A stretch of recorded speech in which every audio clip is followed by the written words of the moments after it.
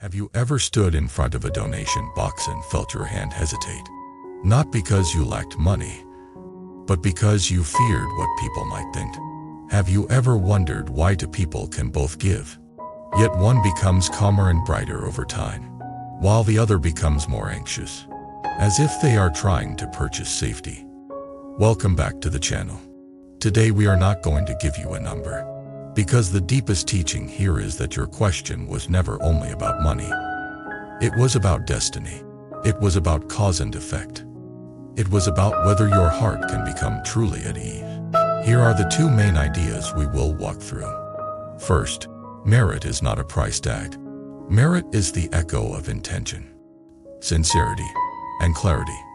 Second, the most overlooked practice around giving is not how much you give, but what kind of mind you plant while you give, and whether you can rejoice in goodness without jealousy, shame, or comparison. Now let me take you into a story. Slowly, as if you are sitting across from me, and we are talking late at night, when the world is quiet and the heart finally tells the truth. There was a woman named Naomi, not her real name, but her experience is familiar. Naomi did not dislike temples. She respected them. She loved the fragrance, the stillness, the feeling that life could be wider than work, bills, and screens. She liked the idea of compassion. She liked the idea of wisdom. She liked the idea that karma was not punishment, but a map. And yet, every time she went to a temple, something strange happened. She would feel peaceful at the gate, and then tense near the donation box. She would see the box, the plaques for offerings, the lamps, the support boards, and she would feel a quiet panic. How much is enough?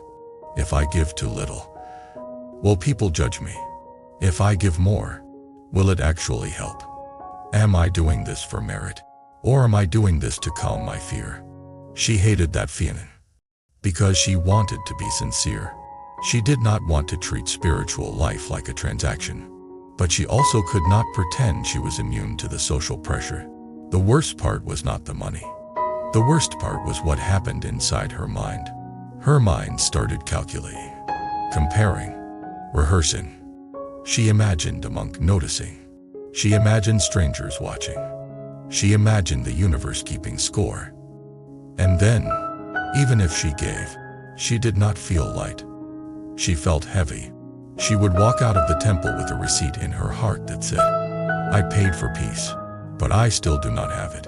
One day she finally told a friend about it. This friend, Daniel, had practiced longer, not in a dramatic way. He was not flashy, but there was something steady in him. Naomi said, "I feel ashamed. I feel like I do not even know how to do a simple good thing without turning it into a test." Daniel did not laugh. He nodded slowly and said, "This is not a small thing. This is the whole path, hiding inside a small moment. Because the mind that cannot give freely cannot live freely." Then he asked her a question that changed the direction of the conversation. "When you give, what are you really giving?" Naomi stared. "Money," she said. Daniel said, "Sometimes. But often you are giving fear, or pride, or comparison, or a desire to be seen. And then you wonder why you do not feel peace." That sentence landed hard. Naomi went home and kept hearing it. Sometimes you are giving fear. She began to notice something. Her suffering at the temple was not created by the donation box. It was created by the story she carried into the donation box. A story about being judged. A story about not being enough. A story about needing to buy protection. A story about trying to control the future with money. And this is where the teaching becomes real. Because in the law of cause and effect, the seed is not only the action. The seed is the intention. The seed is the mental state you cultivate while acting. If you plant giving with fear, you will harvest more fear. If you plant giving with pride, you harvest more comparison. If you plant giving with sincerity, you harvest calm. If you plant giving with joy, you harvest expansion. This is why two people can put the same amount into the same box. and their inner results can be completely different. Now, Daniel told Naomi a story from the tradition, and I am going to tell it to you in a way that makes it feel alive. Long ago, a great king invited the Buddha and the community of practitioners to his city. This king was powerful. He had resources. He had gold, food, medicine, cloth, everything. He wanted to offer the best of the best. Imagine the scene. The city is bright. People are gathered. There is music. There is incense. There are offerings laid out in careful order. The king stands at the front, feeling proud and joyful. He thinks, I am doing something extraordinary. And in a way, he is. Offering support to a path of wisdom and compassion is a wholesome cause. But then, among the crowd, there is someone very poor. Not a person with hidden savings. Truly poor. They have little to give. They stand at the edge of the gathering and watch the king offer what looks like a mountain of generosity. Now here is the crucial moment. The poor person does not feel jealousy. They do not feel resentment. They do not think, life is unfair. I can never be like that. Instead, they feel joy, pure joy. They think, how wonderful that beings can support awakening. How beautiful that goodness is happening. May this bring benefit to many. That one thought is called rejoicing. And the teaching says something that shocks the mind that is addicted to numbers. The merit of rejoicing can be equal to the merit of the one who gives materially, when the joy is sincere and free from poison. When Naomi heard this, she reacted exactly the way many modern minds react. How is that fair? How can someone do nothing and get the same? Is this not encouraging laziness? Daniel smiled and said, it only sounds unfair if you believe the universe rewards sweat instead of mind. But karma is not only about sweat.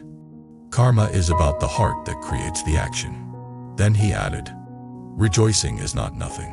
Rejoicing is the opposite of envy. Rejoicing is the practice of abundance. Rejoicing dissolves scarcity. And scarcity is one of the deepest roots of suffering. Let that sink in. Scarcity is not only a bank account. Scarcity is a mental posture. Scarcity says there is not enough. Not enough money. Not enough respect. Not enough love. Not enough safety. When you live in scarcity, even giving becomes painful. Because you feel you are losing. You feel you are being drained. You feel you are being tested. Rejoicing trains the mind to recognize goodness as a shared field, not a competition. It trains the mind to say, when goodness grows anywhere, the world becomes lighter, and I benefit too. This is why rejoicing is powerful. Now Naomi started to look at her own heart. She realized something uncomfortable. When she saw other people give, she sometimes felt small. She sometimes felt judged. Sometimes she even felt irritated, as if their generosity made her look bad. She did not want to admit it. But honesty is the beginning of awakening. So she practiced, not perfectly, but sincerely. The next time she went to the temple, she stood quietly behind a few people who were offering. She watched their movements. She watched the way some people bowed. She watched the way some people placed money gently, as if they were placing a wish. And she tried something new. She whispered inside her mind, may your goodness bear fruit. May your heart be protected. May your generosity bring benefit. At first it felt forced. Her old habit of comparison was still there. But she kept practicing. And something shifted. Her chest softened. She felt less alone. She felt less like she was in a marketplace and more like she was in a field of shared aspiration. This is an energy shift. Not magical fireworks. A simple inner alignment. Your frequency changes when your intention changes. Your inner atmosphere changes. And then your outer experience changes, because you are no longer living inside a mental storm. Now here is the part that matters for your daily life. Many people want to change destiny by doing visible good things. But destiny changes fastest when you change invisible causes. The invisible causes are your mental habits, your tendency to envy or rejoice, Your tendency to grasp or release. Your tendency to give with pride or give with humility. Your tendency to do good to be seen or do good to be sincere. Those tendencies are karma in motion. So if you want your life to turn, do not only ask, how much should I give? Ask, what kind of mind am I planting? Naomi asked Daniel, so what should I do in the moment? I am standing there, hand in my pocket, mind racing. Daniel said, first, stop treating the donation box like a judge. Treat it like a mirror. It is showing you your attachment. Second, give in a way that you can give with a stable heart. Third, dedicate the goodness so your mind learns it is not about you. Fourth, rejoice in the goodness of others so your mind learns abundance. Naomi said, but you still did not say the amount. Daniel said, because the amount is not the medicine for your fear. The medicine for your fear is practice. That is the kind of answer that frustrates the part of us that wants certainty. But it is also the answer that liberates. Still, Naomi needed something practical. So Daniel gave her a practical frame without turning it into a rigid rule. He said, give an amount that does not harm your responsibilities. If you give so much that you resent it later, you planted resentment. If you give so little that you feel ashamed and tense, you planted shame. Find the middle. Give with a mind that is willing and bright. Even if it is small, if it is clean, it is powerful. Then he added something even deeper. If you truly want to practice giving, give more than money. Give respect, give patience, give attention, give forgiveness, give time, give silence when silence prevents harm. Because money is only one form of energy. The heart is the source. This was the turning point for Naomi. She realized she had been trying to solve an inner question with an outer number. But the inner question was, can I trust life enough to give without panic? And that question is spiritual. Now I want to go deeper. Because many of you listening are not only concerned about being judged, you are concerned about merit. You want to know if your giving actually creates wholesome results. So let us talk about what merit is. In plain language, merit is not a cosmic currency in the childish sense. Merit is the wholesome momentum created by wholesome intentions and actions. It is the way your mind becomes lighter. Your relationships become smoother. Your opportunities become clearer. Because you are planting causes that reduce harm and increase support. When you give with sincerity, you are training generosity. When you train generosity, you loosen greed. When you loosen greed, your mind becomes less anxious. When your mind becomes less anxious, you make better decisions. When you make better decisions, your life becomes more stable. That stability can look like luck from the outside, but it is often the ripening of causes. Now, the danger is what Naomi was doing before. Giving as a transaction. Giving to buy safety. Giving to buy control over the future. That kind of giving does not feel free. Because it is not free. It is bargaining. And bargaining keeps the mind trapped in fear. There is a painful irony. When you give from fear, even if you receive outer benefits, your inner world can remain tense. Because you did not train freedom. You trained control. So the practice is to give to train the heart. This is the path of the giving perfection. The cultivation of dana. Not just money donation. The perfection of giving means giving in a way that purifies grasping and strengthens compassion. Now let me tell you another story. Because stories teach the nervous system, not just the intellect. There was a man named Victor. Victor was wealthy. He donated large amounts. He wanted blessings. He wanted protection.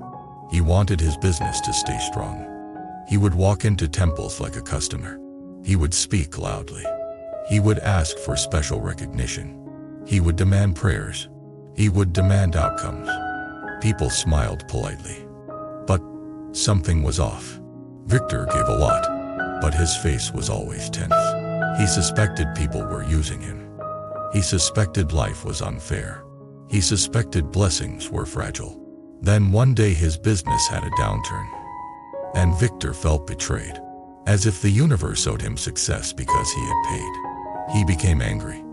He stopped donating. He started accusing spiritual life of being fake. What happened here?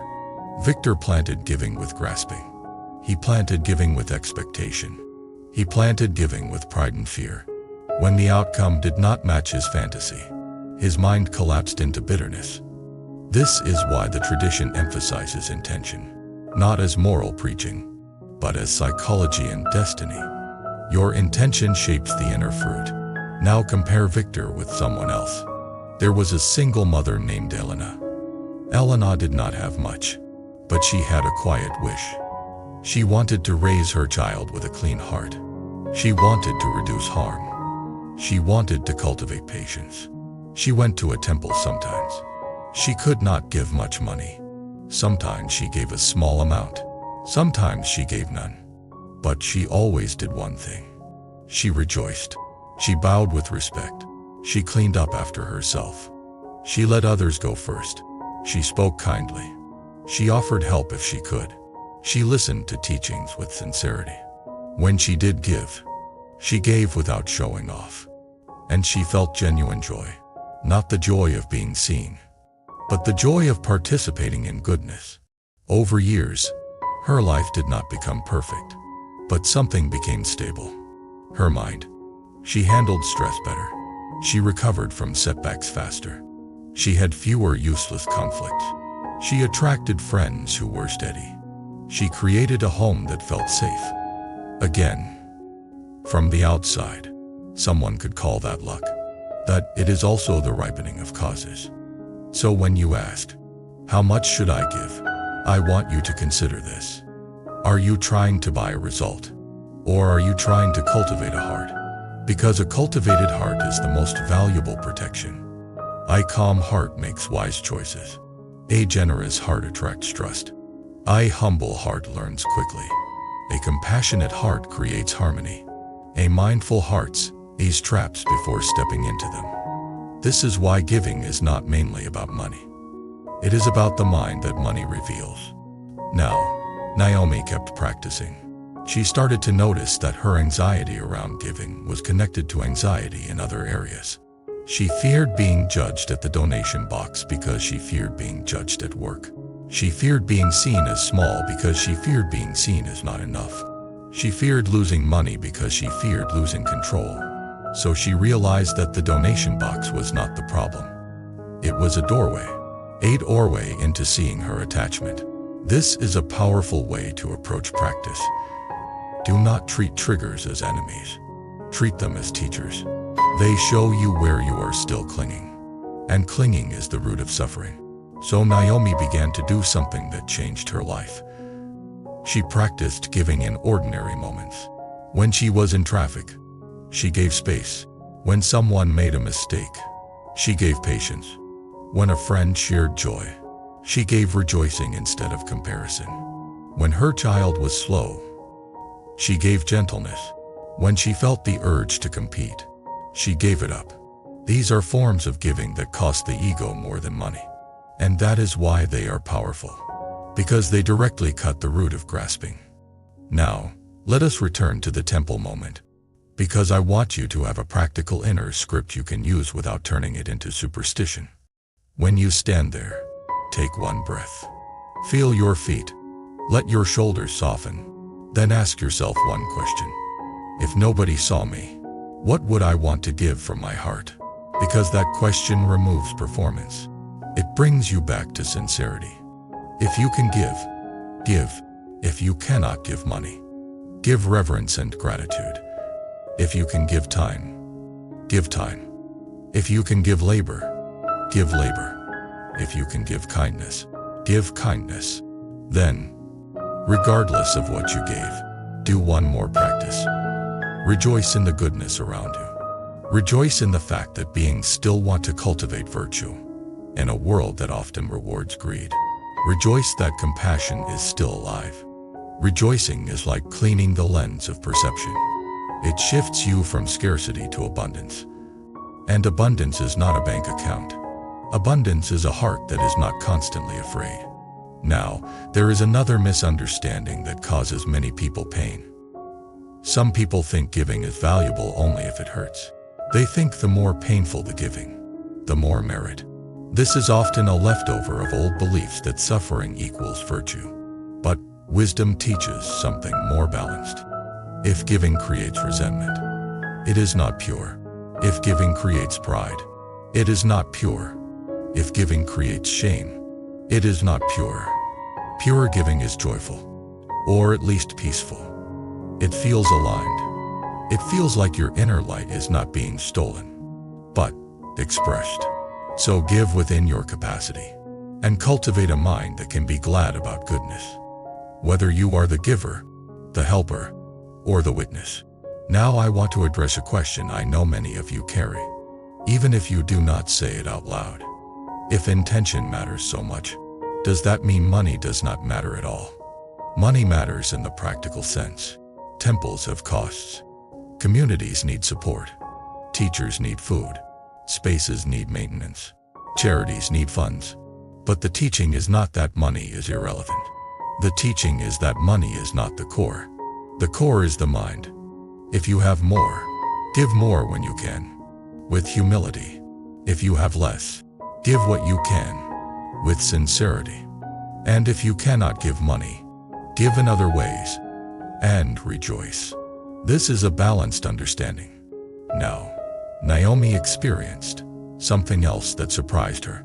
Once she stopped obsessing over the number, she actually became more generous over time. Because fear shrank, because shame shrank, because comparison shrank. When those poisons shrink, generosity becomes natural. And natural generosity is powerful karma. It changes destiny because it changes your relationship with life. You stop gripping. You start flowing. A flowing heart is resilient. Now let me tell you about the day Naomi realized her question had transformed. She went to the temple with her aunt, a woman who was always anxious about money. Her aunt whispered, "Do not give too much. People will take advantage." Naomi felt the old anxiety rise. She felt the urge to prove something. She felt the urge to either obey her aunt or rebel against her. Then she paused and recognized the pattern. This is not about the donation. This is about control. So she smiled gently and said, "I will give what feels sincere for me. No more, no less." She walked to the box, placed a small amount, bowed, and then did something she had never done before.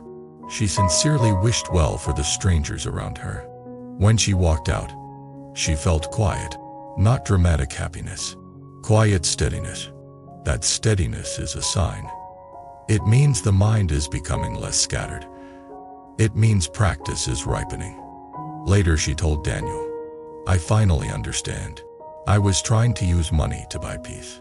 But peace comes from changing my causes." "Yes," Daniel said, "and the cause is the heart." Now I want to move into a longer reflection, because this topic touches a deeper human wound, the wound of feeling not enough. Many people hesitate to give because they feel not enough. Not enough money, not enough status, not enough worth. They fear being judged because they already judged themselves. So the temple becomes another stage, another exam, another place to perform goodness. But the path of awakening is not performance. It is liberation. Liberation means you are honest about your mind. Liberation means you stop using the world to validate you. Liberation means you cultivate inner freedom so outer situations do not control you. Giving is one of the fastest ways to train this freedom. If you do it with wisdom, because giving confronts grasping. Giving confronts fear. Giving confronts pride. Giving confronts scarcity. So if you want to change your destiny, treat giving as training, not as bargaining. When you give, practice letting go. When you give, practice humility. When you give, practice joy for others. When you give, practice dedication of goodness so the ego does not steal it. Dedication is a powerful idea. It means you do not keep the merit like a private trophy. You offer it outward, wishing benefit for others. Why does that matter? Because it trains non-attachment. It dissolves the habit of hoarding spiritual credit. It purifies intention. It keeps the heart wide. A wide heart suffers less. Now, let us bring this into modern life with a simple scenario. Imagine you see a friend donating, volunteering, helping. If your mind reacts with envy, the envy hurts you first. It tightens your chest. It darkens your perception. It makes you feel behind. But if your mind reacts with rejoicing, you immediately feel lighter. You feel connected to goodness. You'll feel hope. This is why rejoicing is a spiritual practice and a mental health practice. It is a way to lift your frequency without pretending. It is a way to align your mind with compassion. And when your mind is aligned, your actions become aligned. Your speech becomes kinder. Your relationships become smoother. This is how destiny changes in quiet ways. Now I want to speak to you directly as we approach the closing. If you have been stressing about the amount, I want you to try a different question next time. Not how much should I give, but can I give with a pure heart today? Because if you can, you are already practicing the deepest thing. And if your heart is not pure yet, do not shame yourself. Use the moment to see clearly. See the fear. See the desire to be seen. See the comparison. See the craving to control. Then breathe. Then soften. Then choose a small wholesome action. That is practice. Practice is not about becoming perfect. Practice is about becoming less trapped. Now I will give you a closing reflection that connects the whole story to the themes of awakening. Wisdom, cause and effect, practice, and destiny. Awakening begins when you stop reading life as a marketplace and start treating life as a mirror. The donation box is not judging you. It is showing you your mind. Your mind can be a prison or a path. If you bring fear, you will harvest fear. If you bring sincerity, you will harvest ease. Wisdom is seeing that the root is not outside. The root is inside. The root is the habit of grasping for certainty. The root is the habit of measuring worth through numbers and appearances. The root is the habit of trying to purchase safety instead of cultivating inner steadiness. Cause and effect is not a superstition. It is the natural law that what you repeatedly cultivate becomes your life. Cultivate generosity, and you become spacious. Cultivate rejoicing, and you become abundant. Cultivate humility, and you become teachable. Cultivate compassion, and you become warm. Cultivate mindfulness, and you become free from automatic reactions. Compassion is not only how you treat others, it is also how you treat yourself when you realize you have been giving from fear. Do not attack yourself. Simply learn. Each moment is a new seed. Each breath is a new beginning. Practice is what turns teachings into destiny. You can listen to 1,000 talks, but the real transformation happens when you stand in a small moment and choose a different mind. You choose to give without performance. You choose to rejoice without envy. You choose to dedicate goodness instead of hoarding it. You choose to walk away with a lighter chest. And destiny, the thing so many people want to change, often changes quietly. It changes when your inner causes change. It changes when you stop burning your blessings with anxiety and start planting peace with sincere intention. It changes when you stop living in scarcity and start living in trust. Now I want to invite you to share your experience in the comments. Have you ever felt awkward or pressured when giving in a spiritual place? Or even when giving in everyday life? What was happening inside your mind? And what would it look like to give from a calmer heart? If you want more long-form teachings like this, subscribe to the channel, like the video, and stay close. And if you want to support this work more deeply, consider becoming a member so we can keep making content that helps people turn spiritual ideas into daily practice. Closing words for you. Give what you can with a clean heart. Rejoice in goodness wherever you see it. Let your mind become spacious. When the heart is pure, even a small seed becomes a powerful destiny. Life gets noisy. Work, stress, expectations. Sometimes we lose touch with the quiet part of ourselves. bracelet isn't just an accessory. It's a small reminder that you deserve peace. You deserve moments of stillness. You deserve to hold on to your inner balance. If one of these bracelets speaks to your heart, you'll find the purchase link in the description below, and even more auctions available on our channel's shop page. Pick home the one that feels right.